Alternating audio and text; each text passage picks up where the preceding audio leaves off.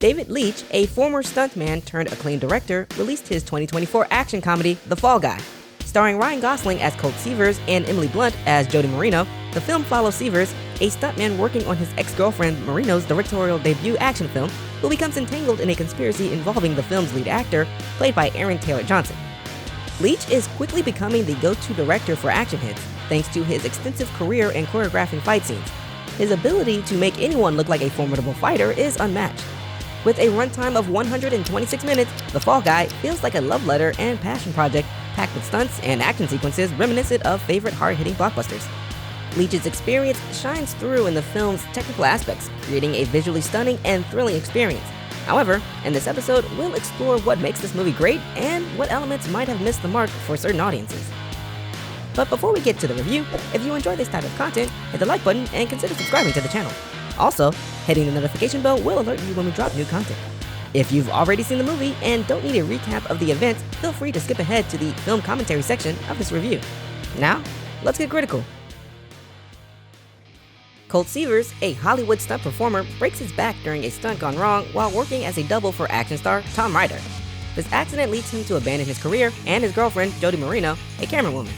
18 months later, Colt, now a valet at a small Mexican restaurant, is contacted by film producer Gail Meyer. Gail informs him that Jody, now directing her first film, wants Colt to join the production in Sydney. However, Colt soon learns that Jody did not request him and still harbors resentment over their breakup, using the film as a platform to express her grievances. Gail reveals that Tom Ryder has disappeared after getting involved with dangerous individuals, and she needs Colt to find him to prevent the already over-budget film's cancellation. Motivated to help Jody's directorial debut succeed, Colt begins his search for Tom. His investigation leads him to Tom's apartment where he meets Tom's girlfriend and co-star Iggy. She directs him to a nightclub where drug dealer Dune tricks Colt into consuming a hallucinogenic cocktail. After a confrontation with Dune's henchmen, Colt discovers a dead body in Tom's hotel room but finds it's missing when he returns with the police.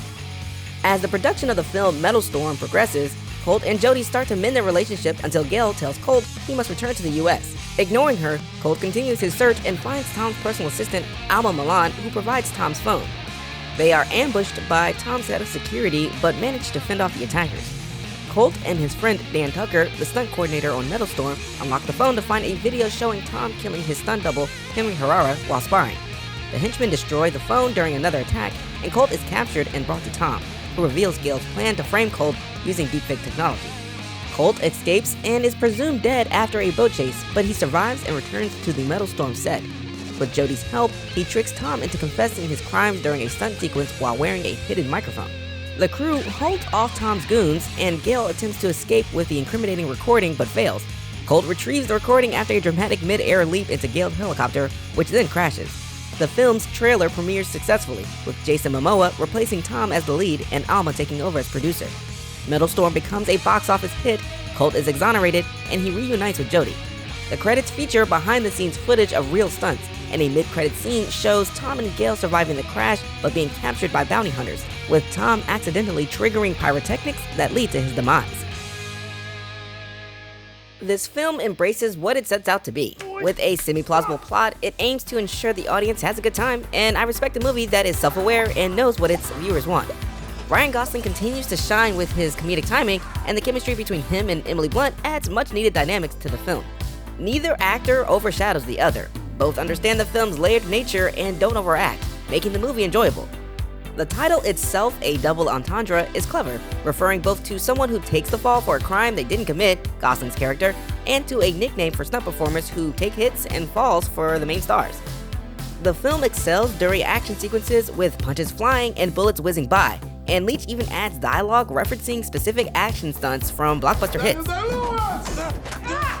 She's some porn! Dwayne "The Rock" Johnson! The Fall Guy doesn't aim for super deep characters or there will be blood levels of character development.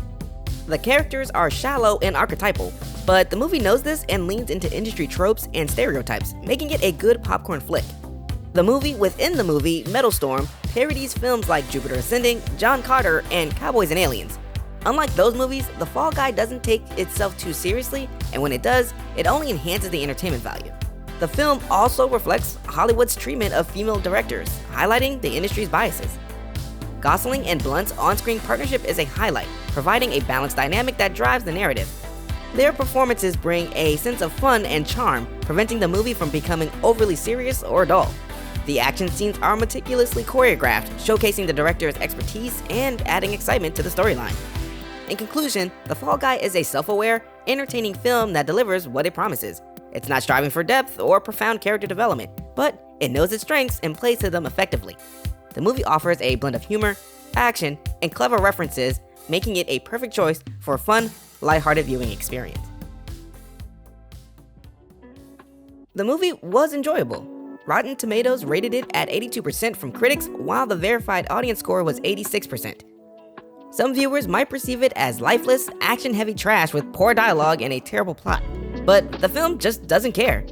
The Fall Guy isn't meant to be another Atomic Blonde or John Wick, films that are more serious and dark-toned with hard-hitting action. Instead, it's a fun, light-hearted homage to stunt work. Understanding this, I give The Fall Guy a critical rating of B.